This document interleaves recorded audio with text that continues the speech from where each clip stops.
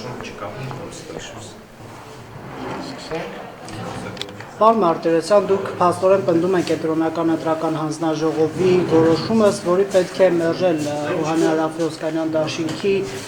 դիմումը, խնդրեմ ներկայացեք ձեր փաստարկները։ Ես փաստարկները մի ժամ ներկայացրել եմ դատարանում արդեն, մեր իրավական դիրքորոշումը կա եւ որոշումը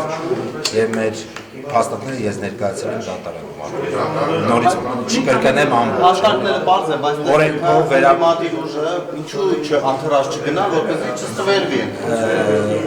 Ըստ էության ընտրություններ չեն ստանալու, ես ձեզ ասեմ, գլխավոր երաշխիքներից մեկը, որ միշտ խոսում են կրկնակի քվեարկության, ընտրողների ցուցակներն են ըստ ստորագրված, դրանք հրապարակվում են։ Բոլորը տեսել են եւ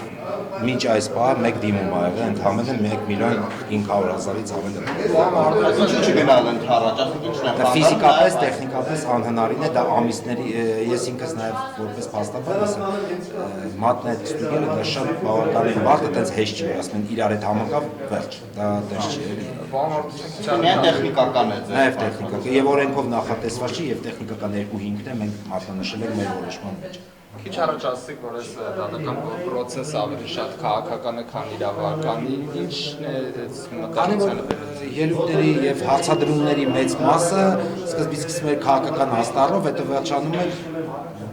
հարց, որը ըստ էության գործերի կապ չունի։ Այսինքն կարծում եք, որ քաղաքական է ընդհանրապես։ Դե չմեկնաբանեմ ես արդեն հայտարարել եմ դատարանում, որ ըստ էության մենք իրավական առումով չենք այստեղ վիճում, որտեղ որևէ փաստարկ, որ նույն հակափաստարկը, որ մենք ասում ենք տեխնիկապես դա շատ բարդ բան է,